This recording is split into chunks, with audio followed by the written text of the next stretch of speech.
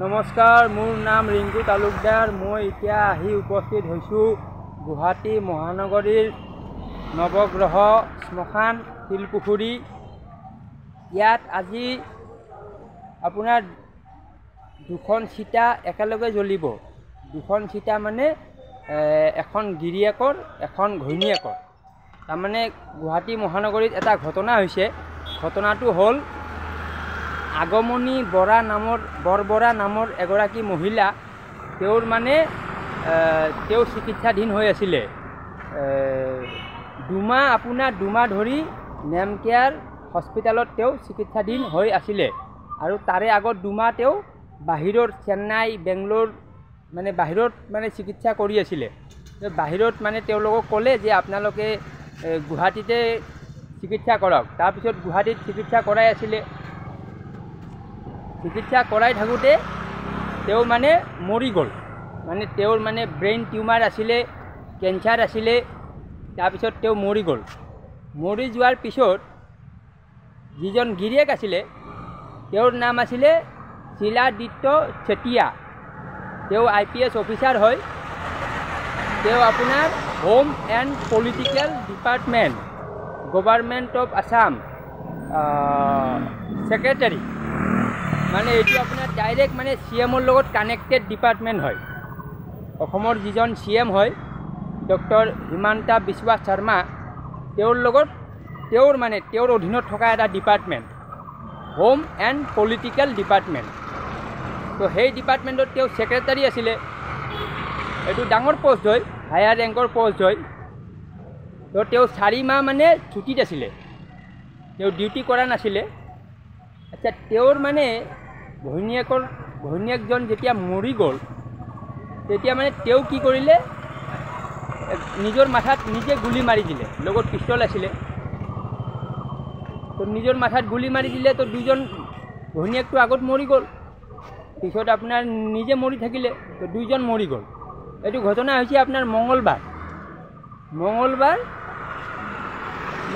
আপোনাৰ সন্ধিয়া হৈছে। মঙলবাৰ পৰা বুধবাৰ, বৃহস্পতি, শুক্ৰ, আজি 3 দিন হ'ল। মানে 24, 48, 72 আৰু যোগ আপোনাৰ 20, মানে 100 ঘণ্টামান হৈ গ'ল। আৰু ডেড বডি আছে। এতিয়া ডেড বডি আপোনাৰ তাৰ পৰা ওলাইছে, নেমকেয়াৰ হস্পিটেলৰ পৰা ওলাই কিনে DGP অফিচ গৈছে। DGP অফিচৰ পৰা তেওঁ য'ত থাকে, বেলতলা ফালে থাকে, তাতে গৈছে। তো তাৰ পৰা ইয়াত আহি আছে। ইয়াত আহি পোৱা নাই। তো ইয়াত আপোনাৰ কিছুমান মই চৰকাৰী বিষয়া দেখিবলৈ পাইছোঁ। পুলিচ, অসম আৰক্ষী বিভাগৰ বিষয়া আহিছে। তেওঁলোকে ইয়াত মানে এইবোৰ যোগাৰ কৰিছে। মই আপোনাক পৰিৱেশটো দেখুৱাম। তো পৰিৱেশটো দেখুৱাৰ লগতে মই কিছুমান কথাও ক'ব বিচাৰিম। কথাটো হ'ল কি, তেওঁ যে 4 মাহ ধৰি অকলশৰে তাত চিকিৎসাধীন কৰি আছিলে, তেতিয়া তেওঁ মানসিকভাৱে অশান্তিত ভুগি আছিলে। এইটো মানসিক অশান্তিত ভুগি আছিলে মানে তেওঁ মানে আপোনাৰ মানসিক ৰোগত আক্ৰান্ত হৈছিলে। এই কথাটো আপোনাক কোনো নক'ব, অকল মই কৈ আছোঁ। কাৰণ নেমকেয়াৰ হস্পিটেলত যিজন মানে মালিক হয়, তেওঁৰ নাম ডক্টৰ হিতেশ বৰুৱা। তেওঁৰ মই বাইকটো চালোঁ। তাৰপিছত আপোনাৰ আৰক্ষী সঞ্চালক প্ৰধান, তেওঁৰ নাম আছে ভাস্কৰ জ্যোতি মহন্ত। তেওঁৰ মই বাইক চালোঁ। তো মই চবৰ বাইকবিলাক চাইছোঁ। চাই কিনে দেখা পাইছোঁ তেওঁলোকে কৈছে যে কিয় কৰিলে আমি বুজি পোৱা নাই। তো মই বুজি পাই আছোঁ কিয় কৰিলে। কাৰণ কিয়, তেওঁৰ মানে আগত মাক মৰিছে, তেওঁৰ শাহুৱেক মৰিছে, তেওঁৰ বাপেক মৰিছে, তেওঁৰ মাইকী মৰি গ'ল। লগত মানে তেওঁ 4 মাহ ধৰি মানসিক অশান্তিত ভুগি আছে। সেইকাৰণে তেওঁৰ মানসিক ৰোগ হৈ গৈছে। এইটো হৈ কিনে তেওঁৰ চিকিৎসাৰ প্ৰয়োজন আছিলে। কিন্তু চিকিৎসাটো কৰিব কোনে? তেওঁৰতো মাইকীটো নিজে বেমাৰত পৰি আছে। তো তেওঁৰ চিকিৎসা কৰাৰ কাৰণে কোনোবা মানুহ লাগিব। আৰু মানসিক ৰোগটো এনেকুৱা ৰোগ আছে, এইটো মানে নিজে মানে ৰোগীজনে নিজে গম নাপায়। এইটো আপোনাক কোনোবাই তাক ক'ব লাগিব। ক'ব কেনেকুৱা? ইমান ডাঙৰ অফিচাৰ হয়, মানুহ ভয় কৰে। তো সেইকাৰণে তেওঁ ভুগি আছিলে। আৰু যিবিলাক নেমকেয়াৰত মানসিক ৰোগৰ বিশেষজ্ঞ আছে, তেওঁলোকে মোৰ ভিডিঅ' চালে বুজি পাব যে মানসিক ৰোগটো কিয় হয়, কেনেকৈ হয়। আৰু যেতিয়া প্ৰথম অৱস্থাত থাকে তেতিয়া মানে বেছি চিমটম দেখা নাপায়, লক্ষণ বেছি দেখা নাপায়, কিন্তু ভিতৰে ভিতৰে হৈ থাকে। যেতিয়া তেওঁ মানে মৰাৰ পিছত ঘৈণীয়েকৰ ৰুমত গৈছে, তেতিয়া লগত পিষ্টলটো নিবই দিব নালাগে। এইটো হস্পিটেল মানুহ জানিব লাগে, এইটো কিবা হৈ যাব পাৰে। হস্পিটেলৰ মানুহ এইটো সোমাই গৈছে, এইটো তেওঁক ক'ব ভয় কৰে যে দিয়ক পিষ্টলটো মোৰ লগত ৰাখোঁ, ক'ব ভয় কৰে। তো এইকাৰণে যিবিলাক যাতে মানে ডক্টৰ আছে, এই ডক্টৰবিলাক মই কৈ আছোঁ আপোনালোকে অলপ নিজৰ মাথা লগাই দিয়ক। এনেকুৱা নহয় যে পেচেণ্ট আহি গৈছে, 2 মাহ আছে, ভাল বিল পাই যাম। আৰে যিজন তাতে অভিভাৱক আছে, এটেণ্ডেঞ্চ আছে, মানে ৰোগীৰ লগত যিজন থকা মানুহ, অলপ তেওঁৰ ফালে চাব লাগে। তেওঁ মানসিক অশান্তিত ভুগি আছে, অলপ তাতে চাইকিয়াট্ৰিক ডক্টৰ আছে, তেওঁৰ লগত কনচালটেণ্ট কৰিব লাগে, তেওঁৰ লগত অলপ মানে তেওঁৰ মানসিক অৱস্থাৰ বুজ ল'ব লাগে। এইবিলাক নকৰে, খালি পইচাৰ ধান্দাত থাকে চব। এইটো ডেড বডি 3 দিন 4 দিন ৰাখি দিছে, এইটোতো বিল পাই যাব, এইকাৰণে ৰাখি দিছে। মৰাৰ পিছত 4 দিন 5 দিন ৰখাৰ কোনো কথা নাই, এইকাৰণে ৰাখি। আচ্ছা, কোনোবা কৈ আছে যে এইটো আহিব, সেইটো আহিব, ইংলেণ্ডৰ পৰা আহিব, আয়াৰলেণ্ডৰ পৰা আহিব। তো এইকাৰণে মানে মই এটা বস্তু চাই আছোঁ, যিবিলাক মানে অসম আৰক্ষী আছে, অসম আৰক্ষী বিষয়া আছে, এইবিলাকৰ মানে সংসাৰত মানে খেলি মেলি আছে। এই কথাটো মই চাই আছোঁ। মই যিমান মানে আৰক্ষী বিষয়াৰ লগত কথা পাতি আছোঁ, গুৱাহাটীত যিমান আৰক্ষী ডাঙৰ অফিচাৰ আছে, তেওঁলোকেতো কৈ থাকে যে মোৰ মাইকী মৰিলে মই ভাল পাওঁ, এইটো কথা মোক কৈ থাকে। এইজন আকৌ মাইকী মৰিছেতো নিজে মৰি গৈছে। তাৰমানে এইটো আপোনাৰ অসমৰ কাৰণে অশনি সংকেত আছে। অসমৰ কাৰণে মানে অসমৰ যিজন CM আছে, এই CMৰ কাৰণে অশনি সংকেত আছে। এনেকুৱা ঘটনা হোৱাটো মানে বেয়া আছে চবৰ কাৰণে। বলক অলপ ভিতৰত যাব চেষ্টা কৰিম।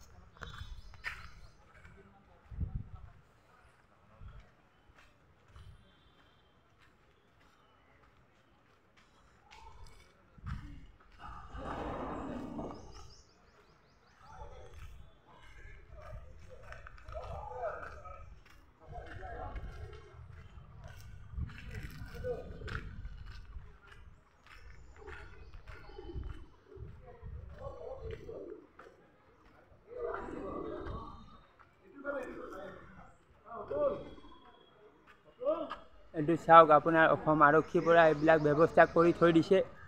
আহিলে ইয়াত জ্বলাই দিব। এইফালে আপোনাৰ এটা চিতা আছে, এইফালে এটা চিতা আছে, দুইফালে দুটা আছে। এটাত আপোনাৰ গিৰিয়েকক জ্বলাব, এটাত ঘৈণীয়েকক জ্বলাব।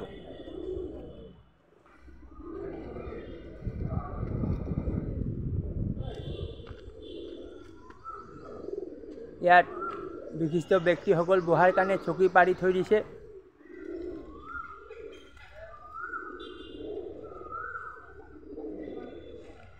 তো মানে মই ক'ব বিচাৰোঁ,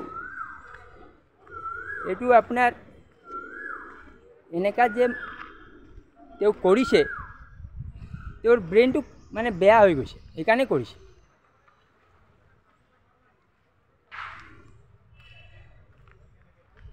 বহুত পুলিচ কৈ থাকে যে মোৰ মাইকী মৰিলে মই ভাল পাওঁ, এই কথাটো কৈ থাকে। এইটো আকৌ নিজে মৰি গৈছে।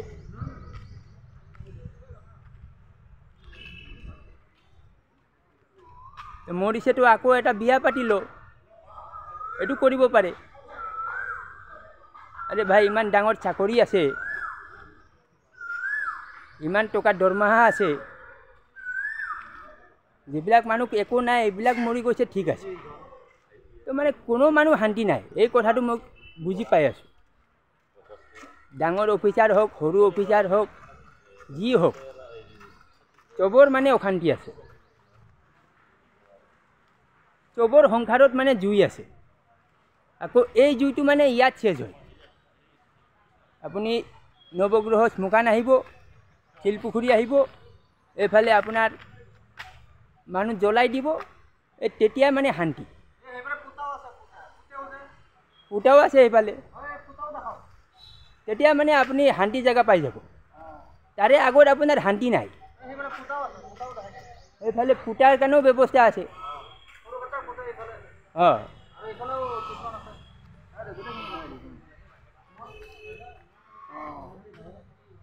নমস্কাৰ নমস্কাৰ।